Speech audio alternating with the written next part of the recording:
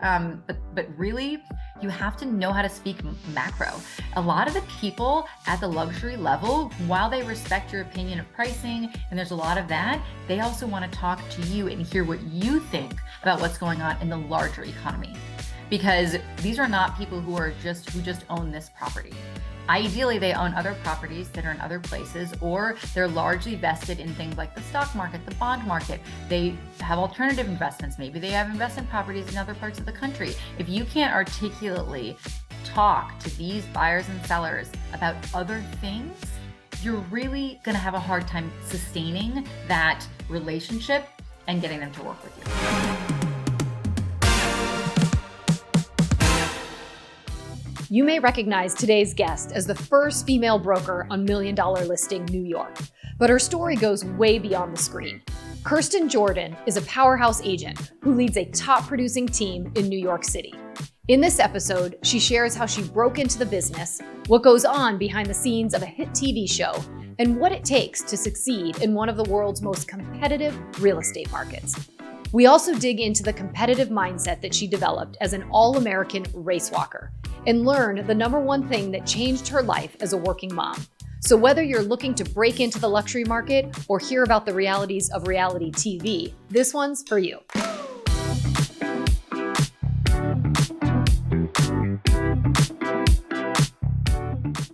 All right, Kirsten Jordan, welcome to Corr Values. I'm so excited to have you. I'm very excited. I was a very big Million Dollar Listing fan, so excited to have you on. Thank you for having me. I am very thrilled to be here. Yay. All right, well, let's dive right in because you have built an incredibly successful career in probably one of the world's most competitive real estate markets, New York City. Take us back to the beginning. How did you get into the business? I got into the business of real estate because I had been living in Italy after college. I moved to Milan and I lived in Milan for 2 years. And while I was living in Milan, I got a job. I didn't have real working papers. And so through a series of kind of odd jobs and waiting tables and everything, I had a connection to a group where I basically did their sales for them it was basically licensing sales for greeting cards and wrapping paper. So this company that I worked for, they made the designs, and then we did the licensing of these designs to various groups.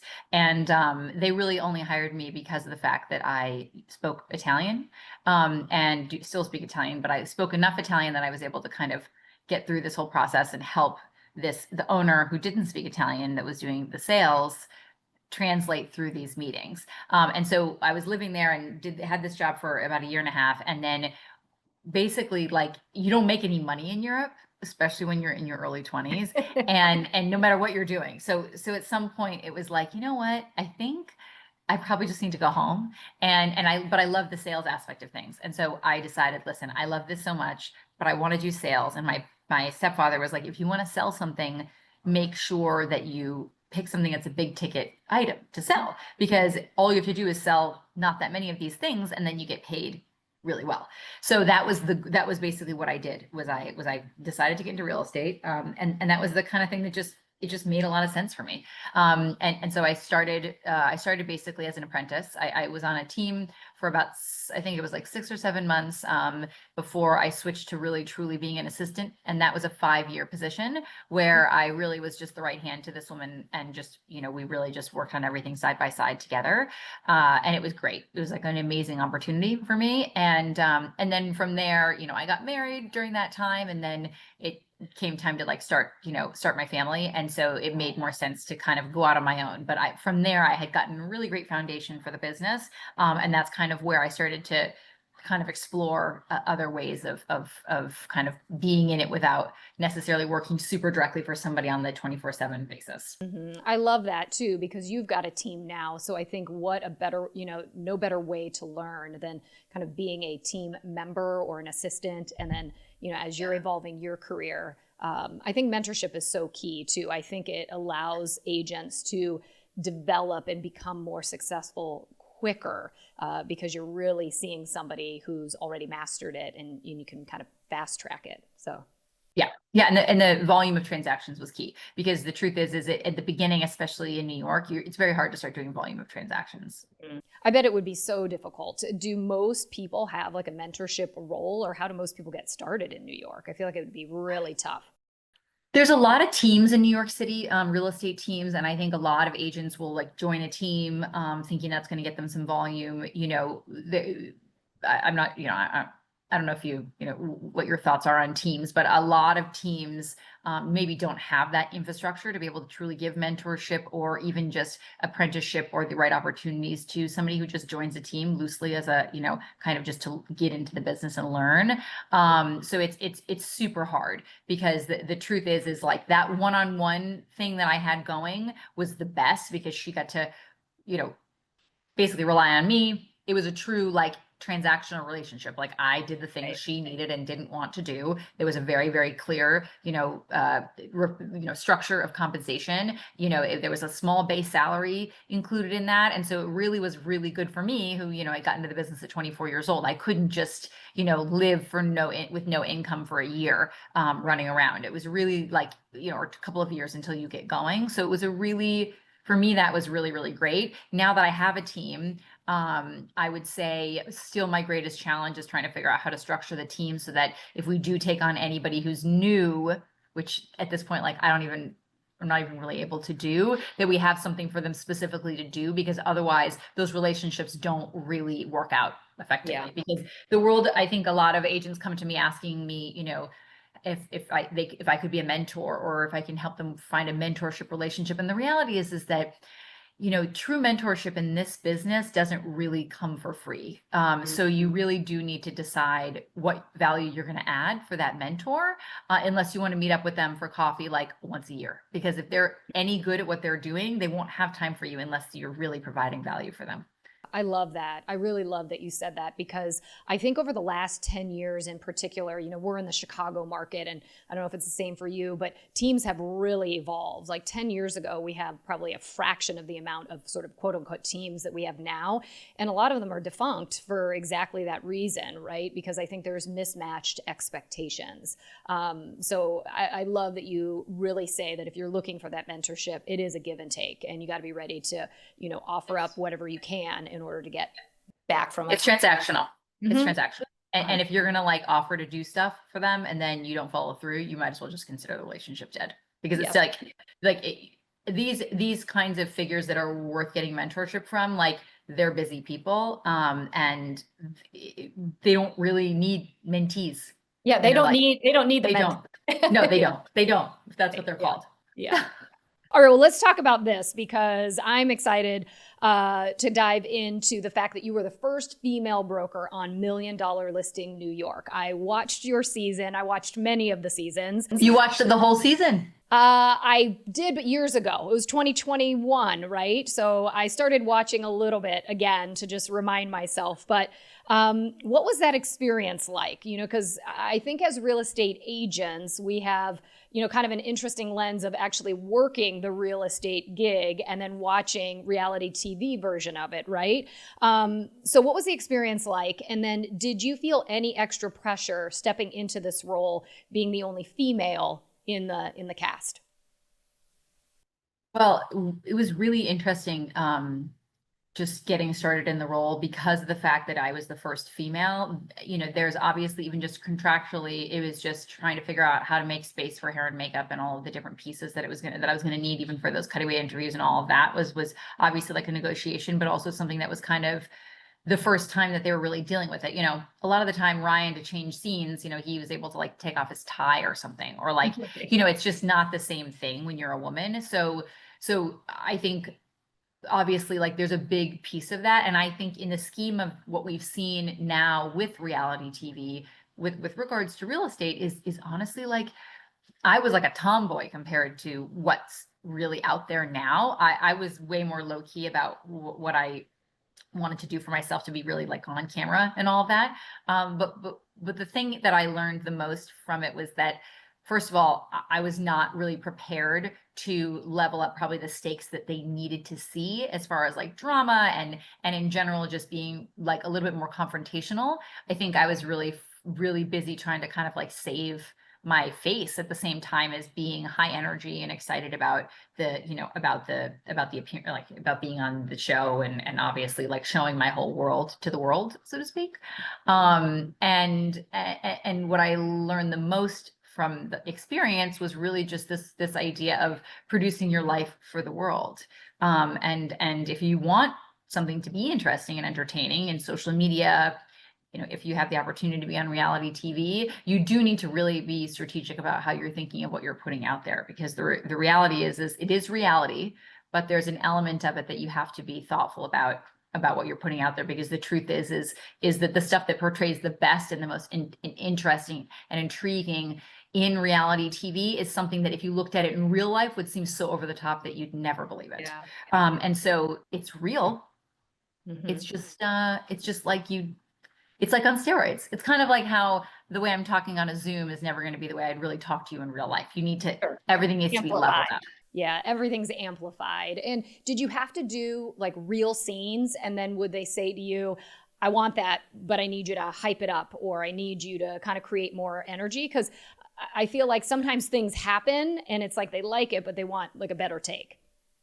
Well, the reality is that they're the only people who can see your energy effectively, and how it translates on camera. So obviously, like there's going to be moments where it's just you just got out of something and you're just so flat for whatever reason, and there's a lot of feedback involved in that. And I think that's an important part of the process, because the truth is you're taking real life and you're putting it out there and so nobody really wants to like break that, what is it, the fourth wall, but the truth is that you need people who have real personalities and are really excited to put that energy into it and kind of be amplified to be something worth watching. Right. Well, Fredrik with his big kicks, right? His high kicks and everything else, right? They definitely, and I think even Ryan, you definitely saw that, and I think it takes a little bit of time. They had a few seasons ahead of you to start also figuring out kind of how to amplify, right? So you were kind of coming in midstream trying to figure that out, and how to do it as a woman, right? A little bit, being able to show your personality. And, I think that that's not always that easy to do. Yeah.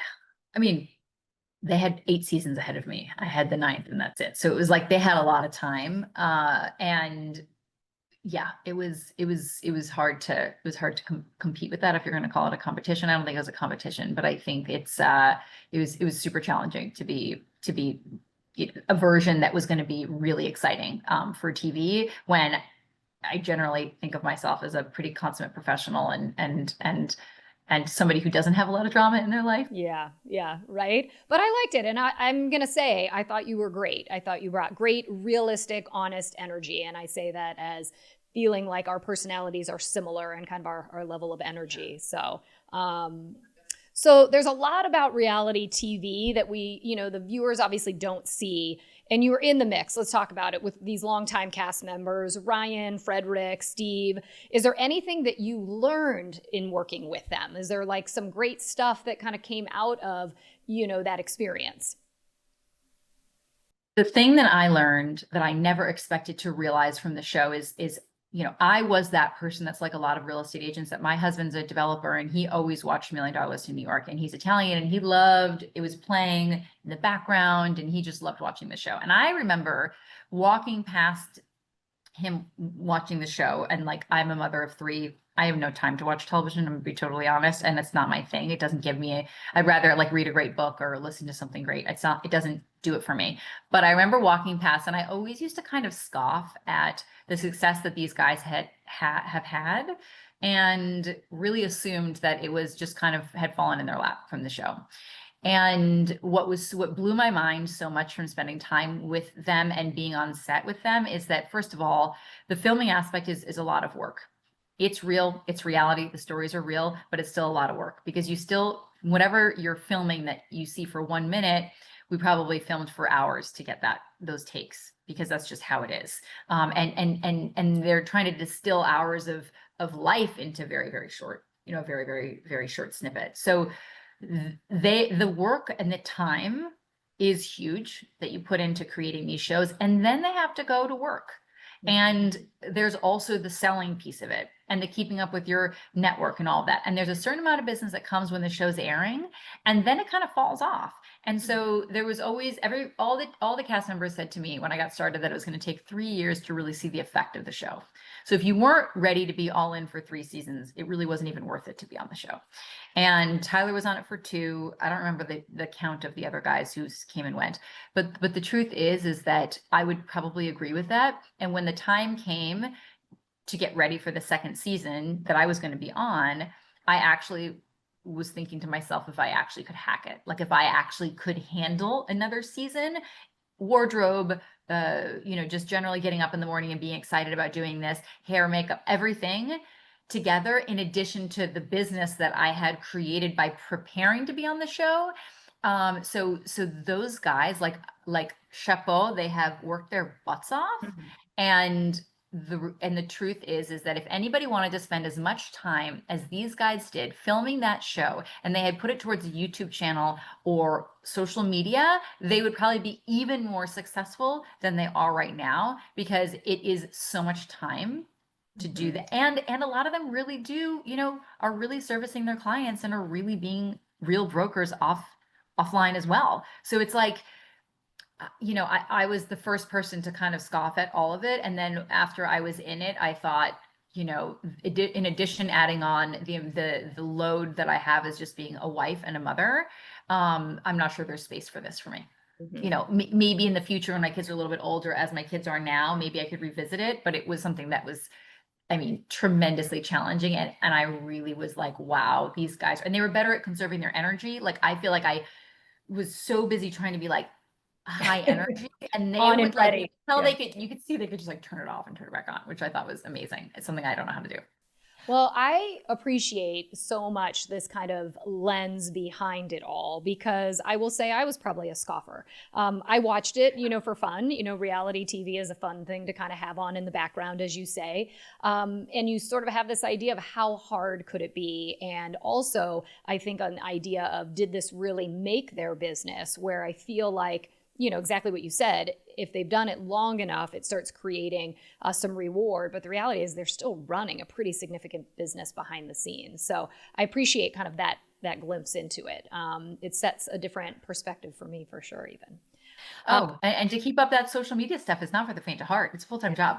Yeah, for sure. And as you said, you're also just trying to run and grow your book of business. So let's talk a little bit about that, because I know on and off camera, you work with a lot of high profile clients. You've got celebrities, Fortune 500 executives. Tell me a little bit about the biggest misconception that people might have in working with people in this niche.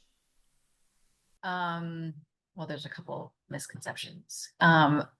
One of the things that is really important to understand, I think, especially I've found this with several of the really high profile people that I work with, is if you haven't really met the decision maker, it is worth trying to dig deeper into knowing more about who you will be dealing with when the stakes are higher. So in a lot of cases, maybe you don't meet the decision maker or the person who owns the asset, maybe when you're getting, being interviewed for the job of the selling or anything like that.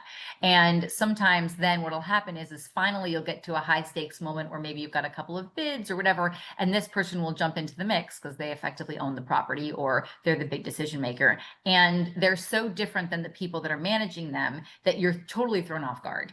And this has happened to me multiple times. And what I've realized is it's so important to really, first of all, put in writing your suggestions, put in writing your process, over communicate, formalize your reporting. All of the things that you do for any client at any level needs to be upheld for your clients at that higher level. And the other thing that's really important is not being afraid of them. They do put their pants on just like you do every morning, and they put one foot in front of the other. And if you don't, because I have agents on my team who will be working with a really, really major seller that's like really ultra high net worth or whatever it is, and they will be afraid to message them or to check in with them or to send them market data that we've found. When if it was a price point that was lower price point, or somebody that was not maybe as notorious, they would potentially have no problem reaching out to them. And I think that there's a layer here where, yes, as you serve more and more expensive properties, you get further into the luxury market, you deal with more and more high net worth or, public figures, you need to level up the brand and you need to level up what you're providing to these people. But then in addition to that, you also need to remember that they're just like everybody else. They need that level of communication and they need someone who's ready to get ahead of it instead of you getting too far in your own head, being afraid to reach out and actually have these real conversations. Yeah, that's huge. I appreciate that because I do think agents get into their own way, even when it's a listing price point that is new to them, right? And they sort of feel like I'm out over my skis or I'm not where I should be. And, sometimes you have to fake it till you make it. But then once you get a few of these, because I'm sure it was probably challenging for you at first when you had your first high profile client, right? And I think, but it's like the faster you get there and realize that they're hiring you for your expertise. They might have an expertise in whatever they've done successfully, but that is why they're hiring you. And you kind of have to get your head around it, right? I'm sure you remember your first time. Yeah, but also, these are partnerships effectively. And one of the top agents that I saw at this conference recently, he was saying that his pitches, he goes on pitches and the first meeting is really just to see if they're real sellers and see if it's the right fit for him. And I really think that we need to think of this more because the more high profile the property, the longer potentially you could end up having it on the market and working with these sellers.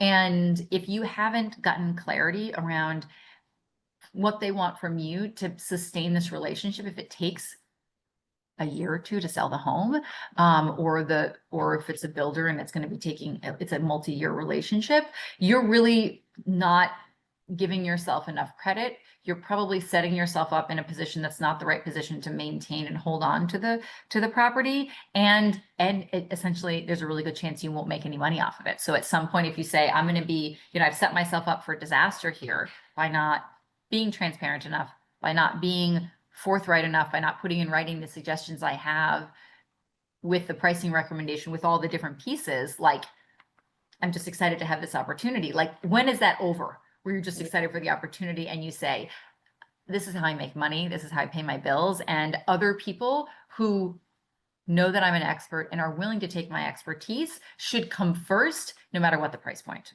Yep.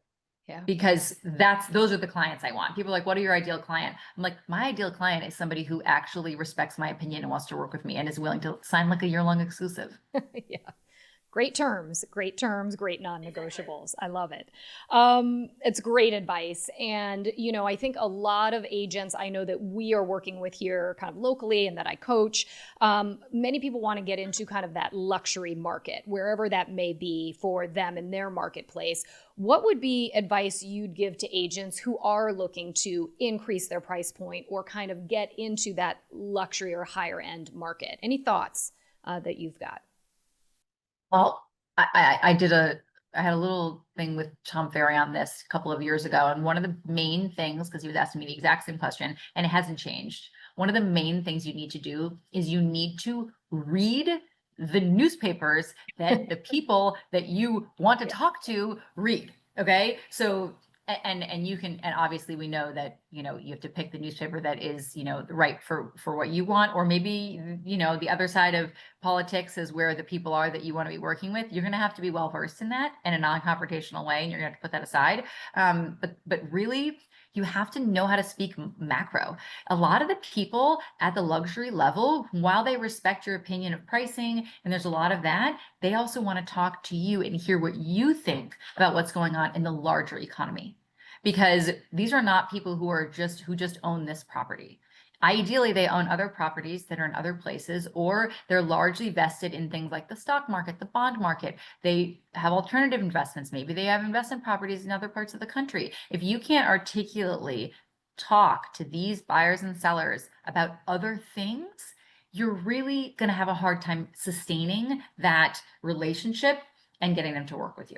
So that's the number one thing I have to say. The other part of this is you have to go see the property that is the kind of property that you want to be selling. So I have a lot of agents, even at the high end, that will be like, hey, I don't have anybody for this. And it's because of the fact that they're actually genuinely busy and can get in there. But then there are other agents that say, why would I go see that? I don't have anybody for it. But I'll tell you, The way that it works at the luxury high end is effectively for maybe your buyer, there might be 20 to 30 trades that happened this year that are relevant to them.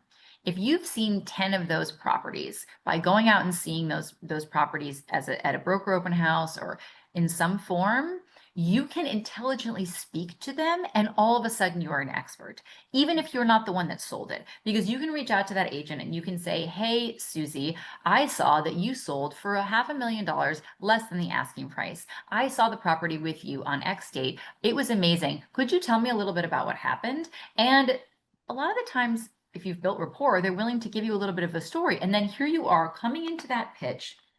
Maybe you haven't sold anything at that price point, but you know the story of everything that's happened to those properties. And it gives you that next level of being able to sell, right? So I think that it's kind of like an acting as if you have to be the broker you want to be in 5 years if you want to get there. And a lot of that really has to do with this stuff of really getting out there and owning it. And it's going to be time that will not be immediately profitable in the short term. And you're going to need to set aside that time anyway. Yeah. It's like doing a research paper.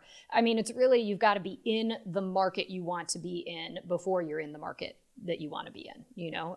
So I love that. And because I do think that sometimes, you know, clients want to, or not clients, but agents want to take shortcuts, you know? And I think it kind of goes back to taking yourself seriously. And to your point, know where you want to be in 5 years and figure out what are the steps that may not pay off right away that you have to take though to get there. Quick question for you.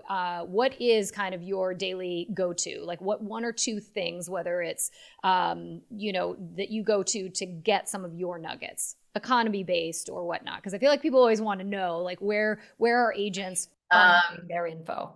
Yeah, I mean, well, first of all, we're in New York City, and The Real Deal is a great publication for us. It picks up a lot of different stuff. The Post also has some great stuff for us because the fact that the Post really is something that you know, for lack of a better, you know, spot. There's a lot of gossip in there. There's a lot of things about what's going on with who.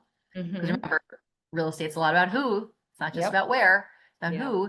And then, I mean, I do think everything from the Financial Times headlines to the Wall Street Journal headlines, and like, obviously this is a conservative slant, but I'm not necessarily, you know, explicitly that way, but that's kind of what tends to give me the most visibility into what's going on with the high-end clientele. We also get something called the Olshan Report in New York City, which is above $4 million sales that have traded. That's an important thing to open up every Monday morning. That's a huge one, and looking at those trades. So there's a lot of different places, but I think number one is you have to figure out what your local rag is and what people are reading. And if it's a place where, you know, there isn't a local rag that's got that stuff in it, the way we have the Post, which is effectively a local rag for us, then it's looking at those national publications. My husband loves The Economist, and I do think that The Economist is great because you can tear out a page and put it in your handbag and just read it somewhere and then throw it out, you know, because they're nice short articles. And it's a global perspective, which is helpful because again, we're getting more and more into the high-end market having more of a global perspective. Yeah. I mean, reading's great, podcasting too. I mean, I do the daily often just because it's an easy, quick, like what's just. And it's very digestible and it's super interesting. Yeah. I think they do a really good job, and some of it's really, and I love that because it's a deep dive into one topic. And it's great at a cocktail party. Yeah, great for a cocktail party, right? All right, so now I want to shift us to a little fun. This is my rapid fire section. And this for you, KJ, Kirsten, is reality check. So here we go. First question. On a scale from 1 to 10, 1 being no change and 10 being life-changing, how much did $1 Million Listing affect your business? Like 13 or 14. 13 or 14, really? Just the exposure and now people knowing your name wherever you go? It was also, for me, it was a vote of confidence in me from a third party that really made a big difference for me. I do love all of that. Like my true dream in life is being a personal motivator or a, you know, somebody who's writing self-help, and all of that has always been something I'm super, super passionate about. And I'm also really, really passionate about breaking real estate down into something that's understandable for my generation. I'm an old millennial, and I'm super passionate about that in general. And I feel like it gave me a platform to be able to push these initiatives that I really, really care about. And I think that the world of self-help is a lot more saturated than the world of educating people like me about real estate as an asset class and how to use real estate to build wealth. Yeah. Love it. Love all of that. How accurately do you feel that the show portrayed you and your business? I feel like it was pretty accurate. I feel like that's me.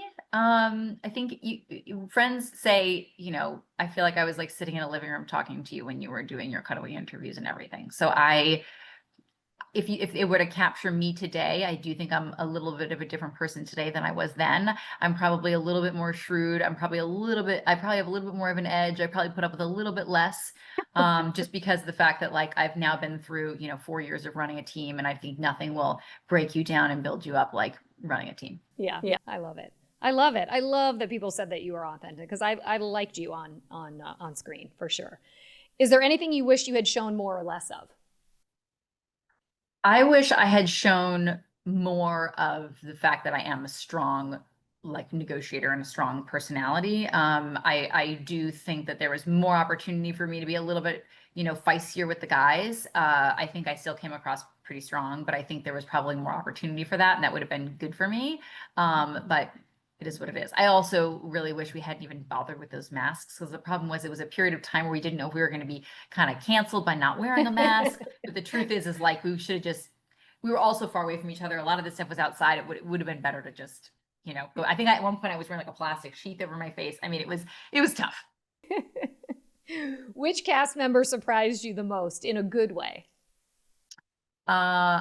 Personally, I thought Steve Gold was the one who surprised me the most, because Steve's really an incredible agent, and he really is somebody I respect tremendously and what he's done with his business, and the fact that he has stayed tried and true to working really directly with his clients. And I think that that's something that is really, really awesome. And I like that he is stuck with the craft. Obviously he has a lot of other ventures, which are amazing. But I have a lot of respect for him from that perspective. And what's something about reality TV that no one could have prepared you for?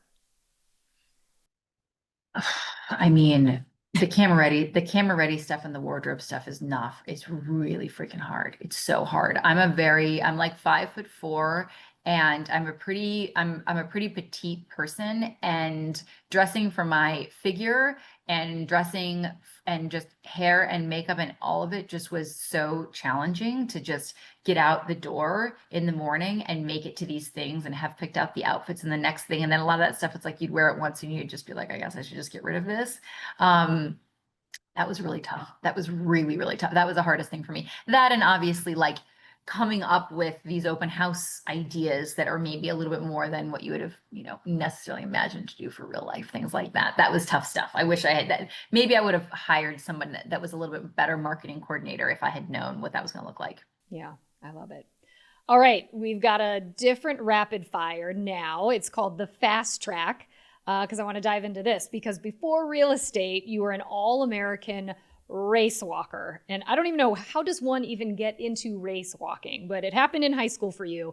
So tell me about how you got into it, and what's the fastest mile you ever walked? I got into the race walk because I was on the track team, and I was actually focusing on, because the track team is great for people like me who don't have great hand-eye coordination. And so I was focusing on, just like they had me in the 4x800. I was doing some long distance running. I was never fast. I did the discus and the shot put.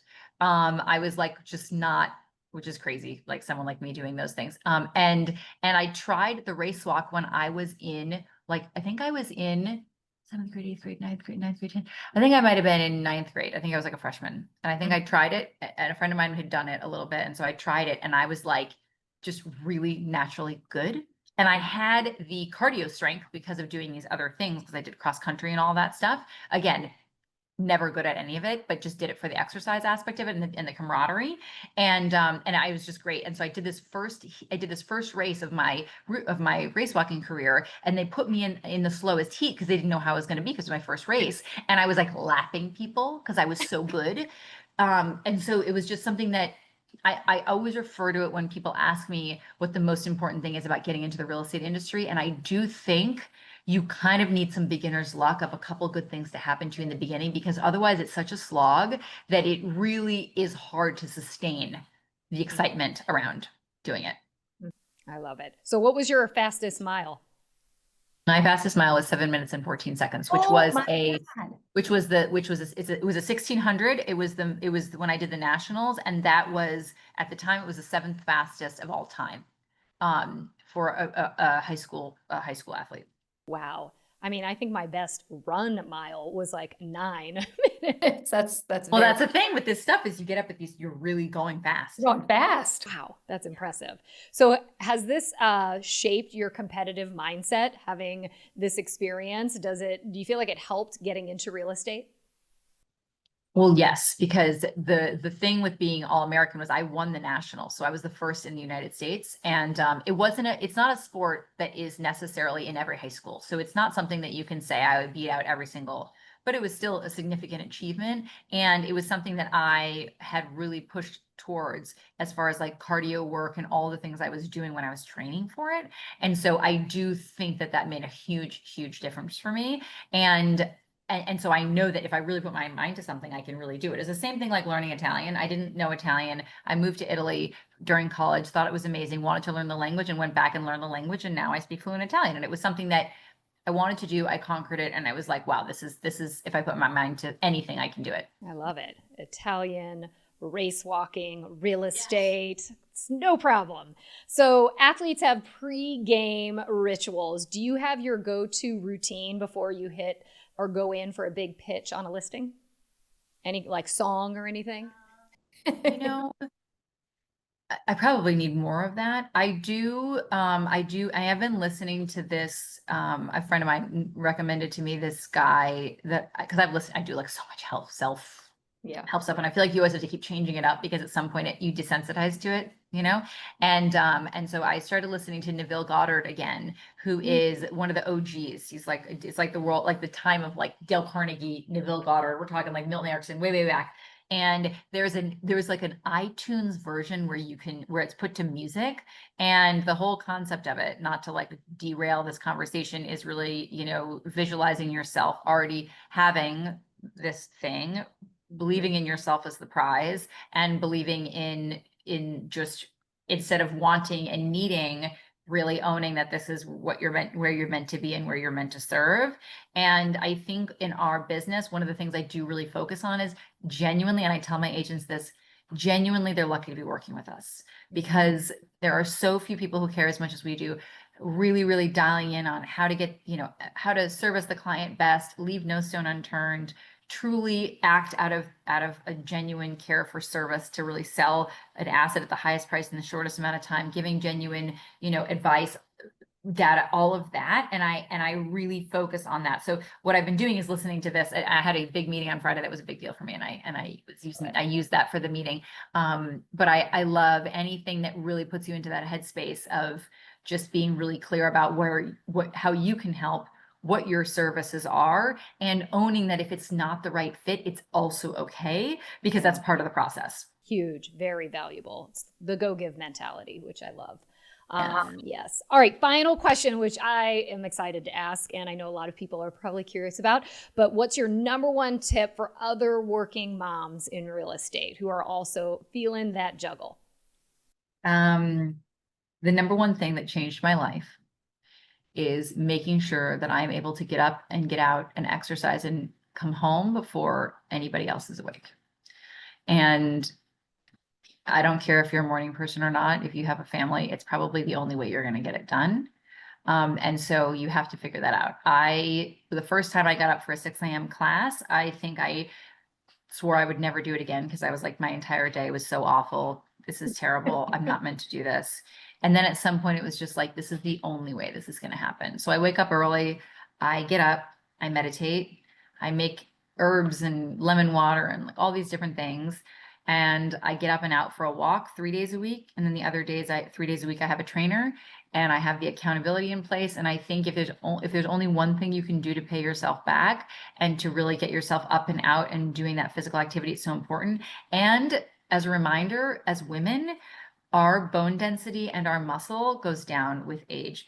And as much as this is something that's not just aesthetic, this is for your blood sugar, this is for your mood, this is for everything, and you can't ignore it. And it makes such a difference. And I really think that piece just gets me out of my head. It gets me to such a good place. A lot of the time I either listen to something during that walk or I make phone calls to Europe, but anything you can do to take care of yourself first before you are dealing with caring for others is really, really important. And it's like, I think people are like, it's an easy thing to scoff about and say, well, you have childcare, you have this, but honestly, it's something I invested in even when the cost of investing in it was more than I made, because it's gotten to the point where it's like a non-negotiable for me. I love that. I love that. That's such a great way for us to wrap. And it's, a saying that my sister-in-law and I always say is you've got to put your oxygen mask on first in order to help everybody else. So, well, Kirsten, KJ, thank you so much for spending time with me. It was so great to just get to know you, hear about your business, learn about the behind the scenes secrets of $1 Million Listing New York, and just get to know you. Really appreciated it. So thanks so much for your time. And thanks to everybody else for tuning in to Corr Values. We'll see you next time.